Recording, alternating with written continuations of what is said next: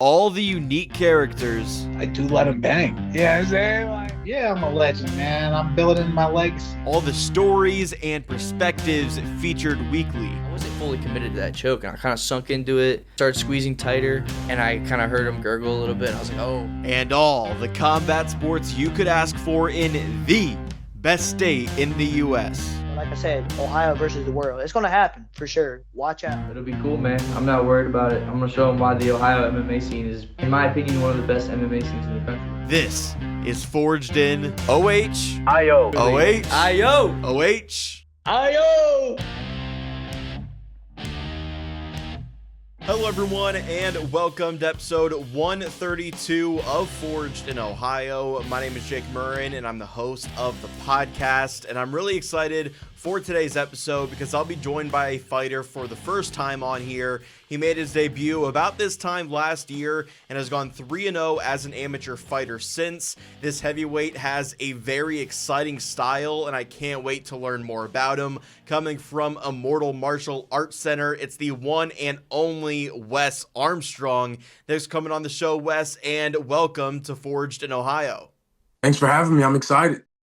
Yeah, I'm excited to get you on here, and there's, of course, a lot to talk about, including your 3 amateur fights to this point and this upcoming title bout that you have. But I want to kick off by talking about your background first. How did this mixed martial arts journey really start for you?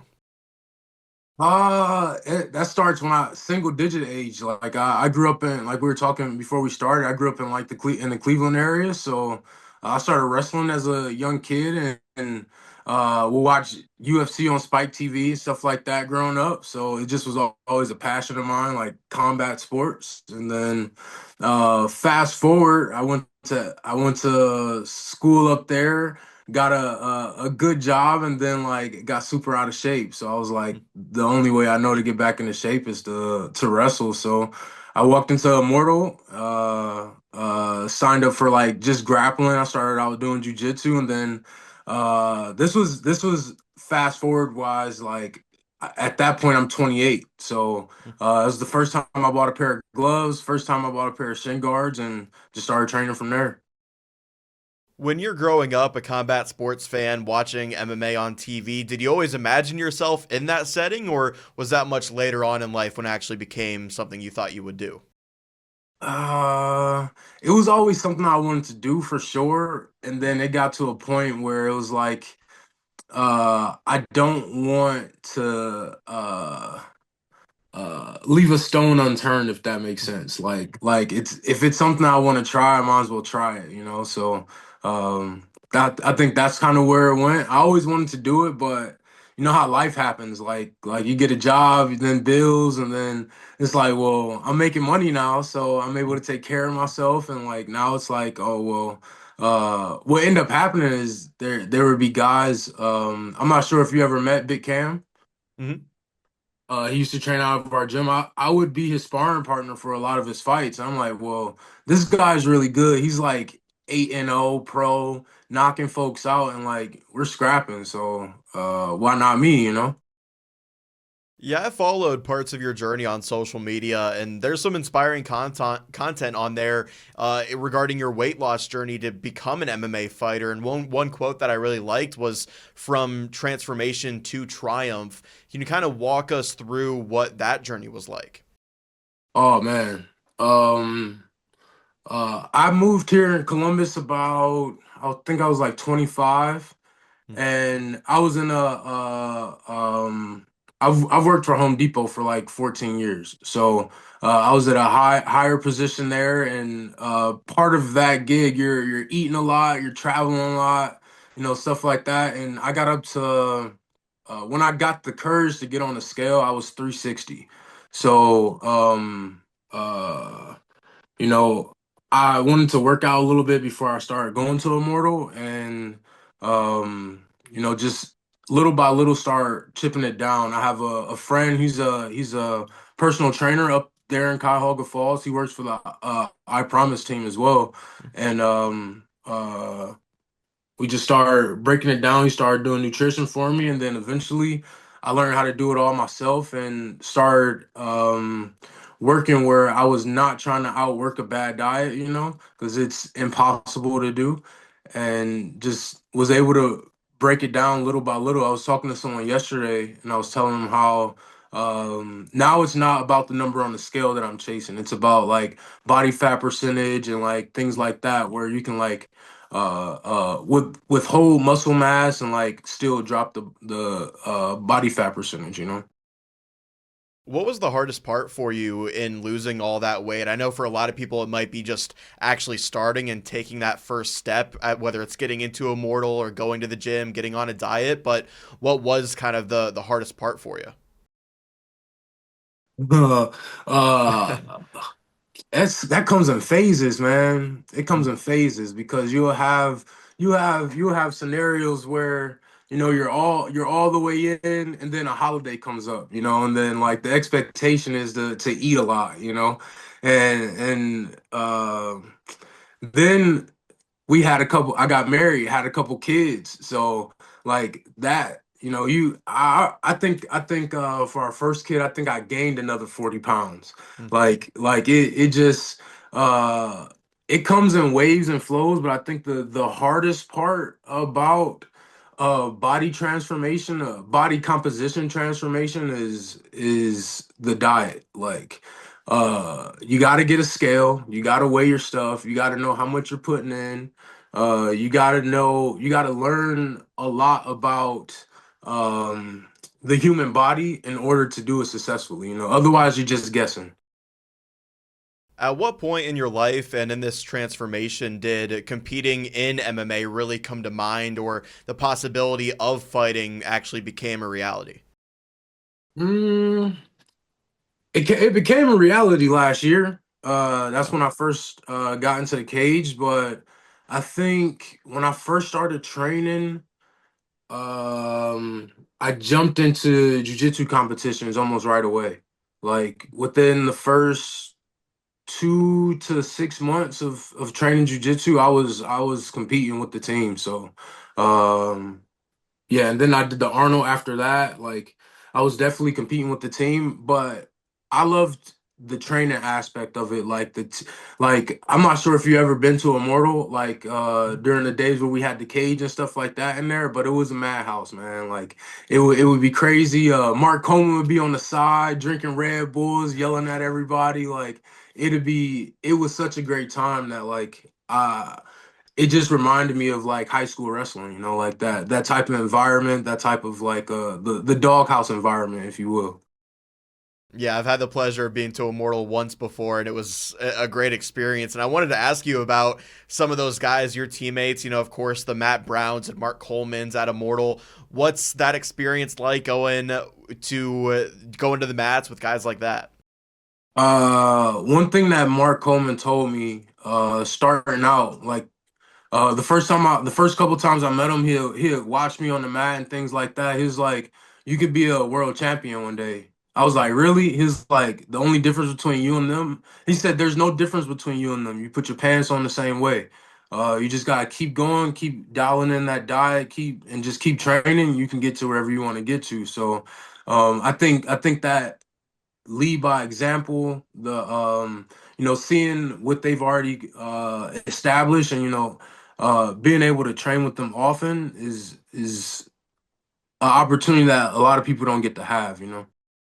Yeah, that's an incredible quote there from Mark Coleman to you. Do you think about that often, or what did that mean to you in the moment? Just that belief that he kind of instilled in you. Man, I don't know what did a professional basketball. It was everything. Yeah. It meant a lot. It meant a lot for sure. Just from having brief conversations and then being able to like see like, oh, he said you could have been a great collegiate wrestler. You just needed some more coaching. Like you just needed some more mentorship. So I think he sees the work ethic in my personal profession. That's something that I really stand by. So I think he saw that as it transpired onto the mat, and yeah, yeah. I think a lot of people just don't dream big enough, I think. I love that. Talking with Wes Armstrong here on Forged in Ohio. So I believe you made your amateur debut just one day before your 32nd birthday. What encouraged you to step into the cage for the first time and actually compete? I just was ready, man. I said now or never, and I reached out to one of our guys at the gym. I was like, "Let's see, can you give me a fight lined up?" I was actually looking previous to that. It's just that's just when it fell, and I had gotten my weight down to. I had finally got out of the 300s. Actually, that's what got me excited. I finally got out of the 300s. I think that fight I weighed in at 285, and just been chiseling it down from there, man. Yeah, along this journey, I'm curious because I think on one hand you're balancing, the weight loss and getting down, but on the other hand, it's obviously like the experience and the technical stuff that goes into mixed martial arts. So like how I'm sure they go hand in hand, but when you come to a point where you're actually ready to make that debut, how do you balance those two things? Ah, yeah, they go hand in hand a lot. I call it because I've experienced part of the reason why I didn't wrestle in college and things like that was I had some injuries that I experienced, and part of the things that I do when I work out is prehab, like making sure that I don't get injured while I'm training, because you can get injured just at practice. So uh, I've been fortunate enough with that network of people at Immortal. I've had access to Westside and been able to work with the guys there and get a good understanding of like um, the the maintenance piece of it. So um the way I balance it is I go to the gym at like 5 or 6 o'clock in the morning to do my lifts, to do like my cardio and stuff like that. I have a little garage gym.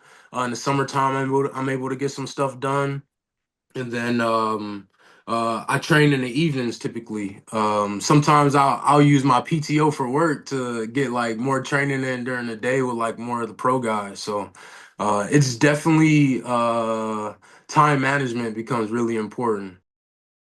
What were the emotions like after you won your amateur debut just 21 seconds into the first round?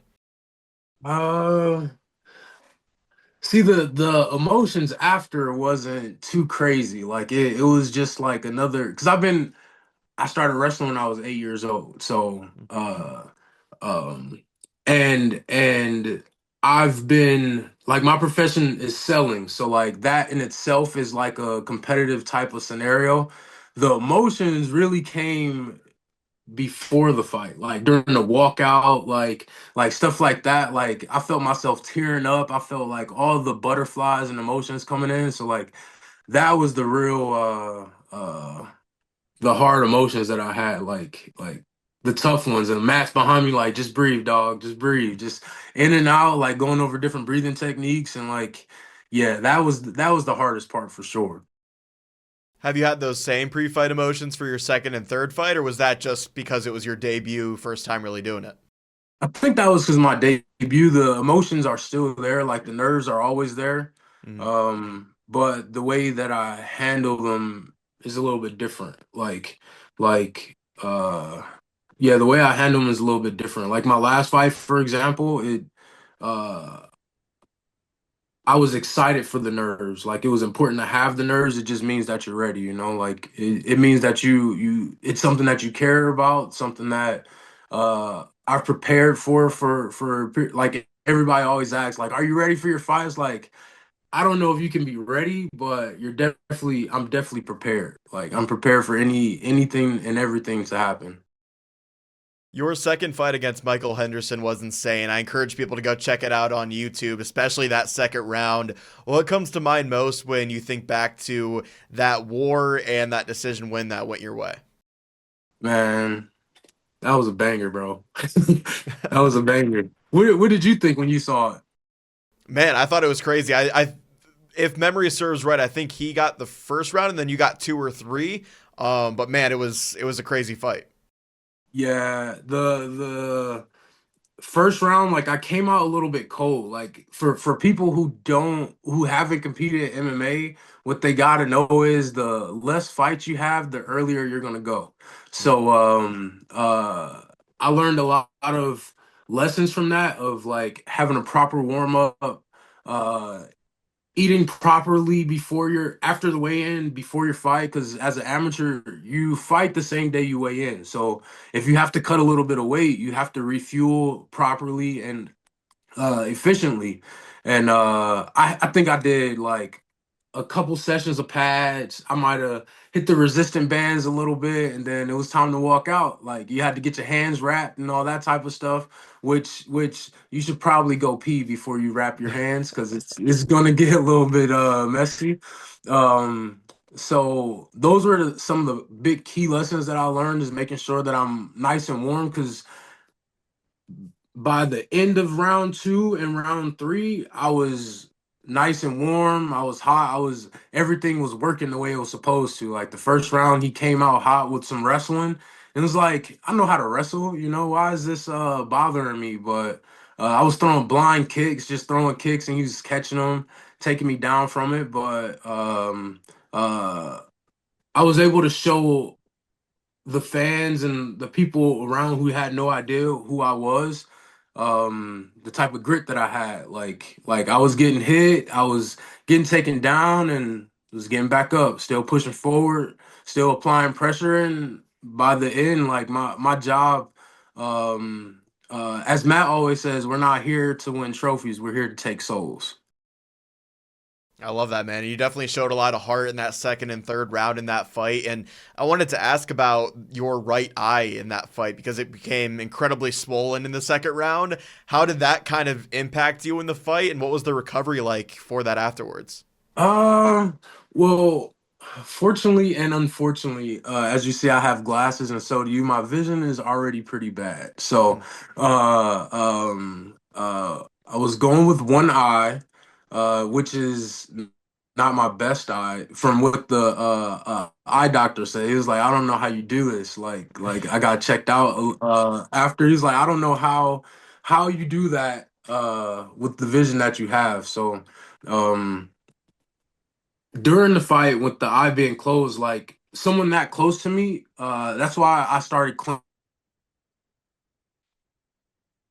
on to make sure he was where I needed him to be at, and apply the pressure where keeping him moving backwards. I'm not sure if you saw the fights last night, but that's something that Gaethje did last night was Yeah. making sure that they're on their back foot, keeping pressure forward. Um, I'm not sure how it happened. I don't know if he. I mean, we was definitely slinging some leather. So, but he hit the back of the cage and our heads clashed a little bit. So I don't know how it slowed up, but coach applied some ice, kept it open during the fight. Doctor actually came in, was like, "You got one more round," and we just finished. We just kept grinding from there, and then the recovery. I mean, there's really nothing you can do about it. Like you gotta, it's ice and time. Like ice and time. It made for good stories with customers for sure.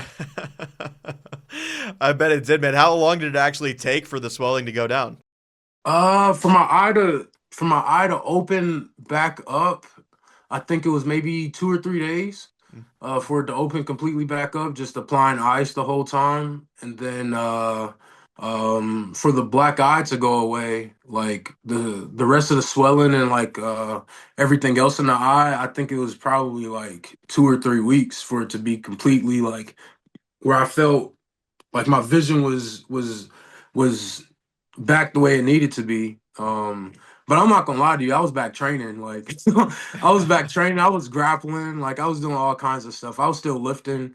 So that's probably not recommended, but yeah, that's what the doctor said. He was like, just keep applying ice, you'll be fine. So I had vision, I wasn't blind in the eye, so it was keep going. Could you see in the third round or was it completely closed at that point? I I was able to see. I don't know if I was able to see out of that eye. I don't know. I don't know to be honest with you. The doctor didn't do like the how many fingers do I have? So like I feel like he just looked, he shined the light. I think at that point, it was still open. So yeah, my wife's friend had to drive me home because I drove and then my wife drove separately. So yeah, she had to drive me home because it wouldn't have been a good drive. Man, that's crazy. Given that you already have bad eyesight and then you can't even see out of one of your eyes going into that third round and you win that deciding round in the fight, absolutely insane, man. Have you thought it is like, is there a way to really combat that? Maybe like fighting with contacts? Is that an option? Or are you just going to keep on going in there the way you have? Um, I one of my teammates, Miles Robinson. I'm not sure if you've ever met him. Oh, of course, Uh, yeah.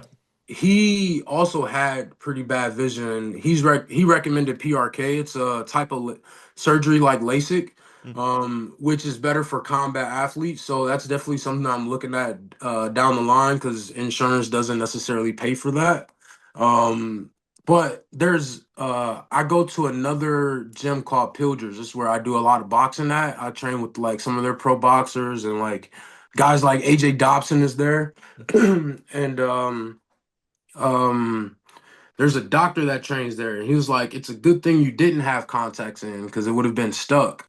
So yeah, I've never been a fan of contacts. Like I've worn glasses probably since maybe second or third grade, and I could never get myself to stick my finger in my eye.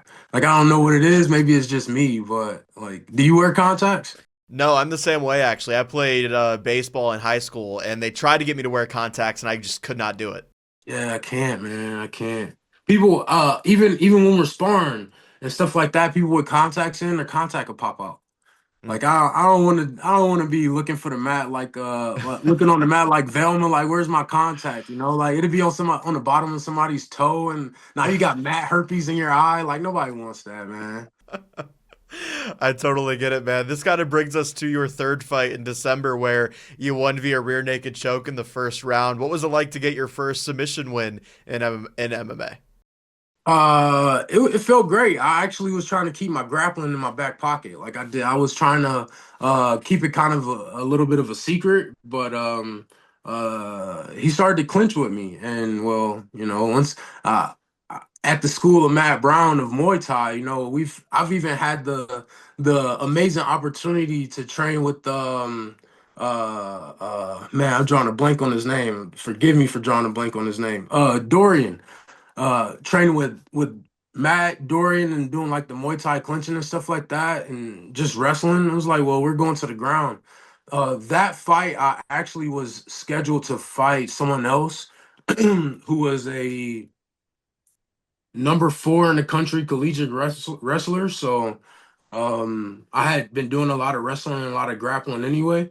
And the guy that I fought, I think he took that fight maybe 3-4 weeks notice, and I think he was scheduled to fight as well, and his opponent fell out as well. So um, we're both in shape, ready to go. So they called him up, and luckily he was good to take on that opportunity. But uh, yeah, grappling is what I prefer actually. Like if I had to choose of getting punched in the face or rolling around on the ground, I would definitely roll around on the ground. Have you been surprised by any part of your MMA career to this point? Like, if I told you these three fights would play out this way a few years ago, maybe when you were on the scale at 360 at your highest, would you have believed me that it would play out this way? Man, the saying, if you make a plan, God laughs at you. I just kind of go with the flow. Like I don't know if this is what I expected. I expect for myself to always work hard, to always do my best. So that is what's panned out. Um, Win, lose, or draw, no matter what, I'm always gonna put on a show and make it exciting. And prove to myself that I'm where I belong, and the guys that I'm able to train with and able to um, the guys I'm able to train with kind of give me that extra confidence booster. Like these are guys who have winning records in MMA. They've been doing it for a long time. They've seen me come in when um, I used to have a gi top and wear sweatpants because I couldn't find pants that was big enough for me.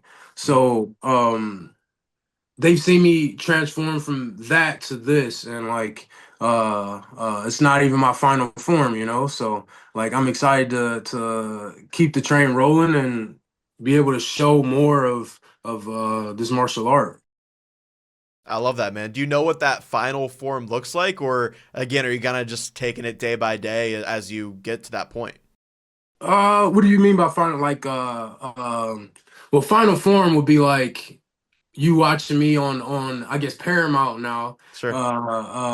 battling one of those big guys. Uh, but yeah, my ultimate goal is to be around 250, under 25% body fat. Like that's kind of my goal. Um, just faster, stronger. Every fight that you see me, I'm going to be in better shape. I'm going to be faster. My cardio is going to be better.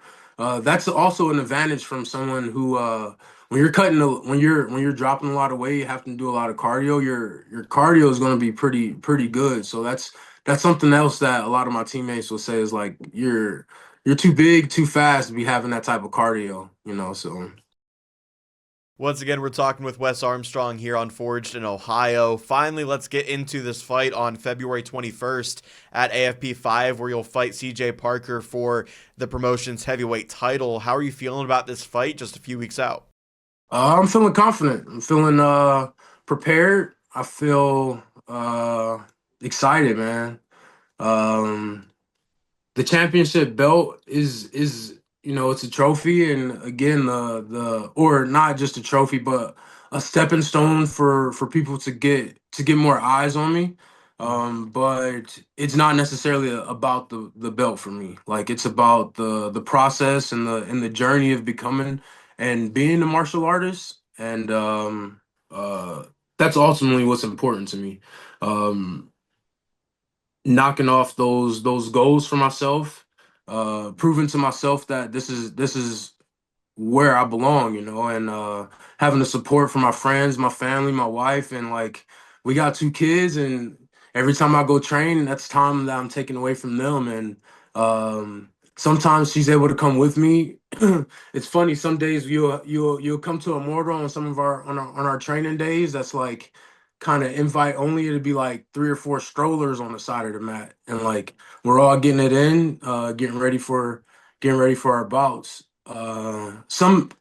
Something else that I think is pretty cool for this fight though is there's two other teammates on my team that's gonna be on the same card. So it gives a little bit more excitement to have your teammates back there and to have them cheering you on as you're walking out. So Yeah, what's that atmosphere like at Immortal right now as the three of you guys are all kind of preparing for the same date and the same mission? oh man, we're grinding. We're grinding. The To be honest with you, the interesting piece of it is the intensity and the intention increases a little bit, but we train hard all the time, you know. A lot of the guys they teach there. The way I look at it, I already paid for the session, so I'm gonna train hard. I'm gonna be there and get my work in. So it's been amazing. Like I think we have between now and March, I think we have probably five or six folks getting ready for fights. So it's been pretty exciting. Your opponent is coming in from Indiana with a 3-0 record with 3 finishes. What do you think of CJ Parker, and is he the type of guy that excites you? Uh, I don't know if he excites me. I think one thing that I've learned from wrestling and like doing other things is I don't necessarily watch too much film on my opponents. Like I'm not in the UFC or anything like that. Like he has 3 fights just like me. Um he has 3 finishes, which is great.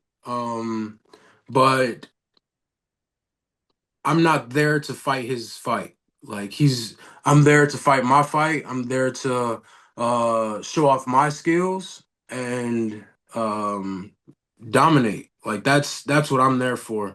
Like the even my last couple fights, I didn't really watch too much of anything. Like I saw they on what was it Tapology. I saw that they had a few bouts. You know, I saw that they won them. I didn't necessarily pay attention to who they beat or anything like that. One thing that I did notice about CJ though is he played football collegiately, and he goes by the name of Raging Bull. So I'm expecting like eventually there's gonna be a crash. So eventually we're gonna be in the middle, and it's gonna get exciting for the fans. And I guess that's the part that I'm excited about, is to prove myself, not prove myself, but to show a different layer of martial arts. Like I have a big bag of stuff that I haven't been able to show all of it yet. So Man, well, that's really exciting heading into this fight. And what's the key for you, I guess, to make sure that you do get your hand raised and that AFP title does end up getting wrapped around your waist? Um, keep doing what I'm doing, man. Turning it up a notch a little bit every day, getting 1% better. I've been cross training a lot more recently. Been going to a couple of other places here around Columbus. From time to time, I'm able to get up to strong style with Miles. We'll ride together up there, train with some of their guys. I like the way that they um uh focus their practices. Like it's a pretty intense scenario with their MMA team. So that's always a fun environment. On the way up, Miles always tells me, he's like, "Look, man, we're gonna go up here and train. We don't have to leave with a headache." So just turning up the intensity, getting better looks, getting training with different training partners. A lot of the guys when I started, they're now pros now. So like, there's pro boxers that I'm sparring with. There's ex UFC guys that I'm sparring with. Matt brings people in from other gyms. So just sharpening my sword. Just sharpening my sword. Like I said, dialing in my nutrition, cutting body fat percentages, and man, yeah, just getting prepared. I'm not sure if you're one to give fight predictions or do much visualization when it comes to fighting, but how do you think this fight goes on February 21st? Hmm. I don't know. Uh, Ultimately, my hands getting raised. If it's a submission, if we go to distance, if I get a knockout, um, doesn't matter. Like it's just another fight. It's another opportunity for me to show everyone my skill set and everything that I've been working on. Um, yeah, I'm not sure how to do predictions. I'm not a so like I said, I'm in sales, and like people will be like, "What you got in your pipeline?" I was like, "I don't know, man. Like I don't like jinxing myself, man. Like I like to keep everything under wraps. I don't like to show what I'm working on. I don't post too much of my training and stuff like that. Like I'll put some stuff out there, but it's usually just like general stuff like pad work or like back stuff. Nothing that I'm particularly working on, you know." Last one for you. What separates you from other heavyweights, or what makes you more dangerous than some of these other heavyweights in Ohio MMA? Uh, I think that my skill set separates me from them. Um, I haven't watched too many other heavyweights here in Ohio. But when I watch, like, I think my cardio is better than a lot of even the pro heavyweight guys. Um, uh, and being dangerous everywhere. So though I started out wrestling as a young kid, I've done like my parents would have me in like karate and like all that type of stuff growing up just to, try. I might have only done it for a short period of time. But I think being well rounded and dangerous everywhere kind of separates me, because there's a lot of guys that are like really good wrestlers or really good strikers, but a lot of them aren't good everywhere. So I think that's something that separates me for sure. I love it. Before we wrap up, man, if you want to shout anything out here at the back end of the show, the floor is yours, man. Yeah, man. Shout outs to everywhere I train, Immortal, Pilgers, Strong Style. All those guys are great. I learned a lot. I appreciate all the experience that I get from there. Um, Shout out to my wife, man. That lady helps me, holds it down, make sure I'm eating right, make sure that my head is focused. Um, all my family and friends, everybody that's supporting me from here. And yeah, shout out to you, man. Thanks for having me on. Of Shout out course, to man. AFP as well. Of course, man. Thank you for joining the show. It was a pleasure to have you on here. And I always like to end these chats by doing the OHIO chant with my guests, too. So if you give me an IO here, OH. Hi, yo. Thanks, Wes. I appreciate the time. Best of luck to you on the 21st. And I can't wait to see how you perform in this title fight. Lee, thank you. That was Wes Armstrong, the 3-0 amateur mixed martial artist who will look to add a title to his resume here in a few weeks. And I really hope you've enjoyed the last 2 weeks of episodes with Chase Arcangelo and now Wes Armstrong to kick off 2026. As always, you can hit me up on social media at Forged in Ohio on Instagram, Facebook, and X to let me know who you'd like to hear from next on the show. I do encourage you to check out the show on YouTube as well, and please make sure you're subscribed to the channel even if you prefer to listen to the show. Thanks again to Wes Armstrong, and thanks to all of you for watching or tuning into this episode. I've been your host, Jake Murren, and this was Forged in Ohio.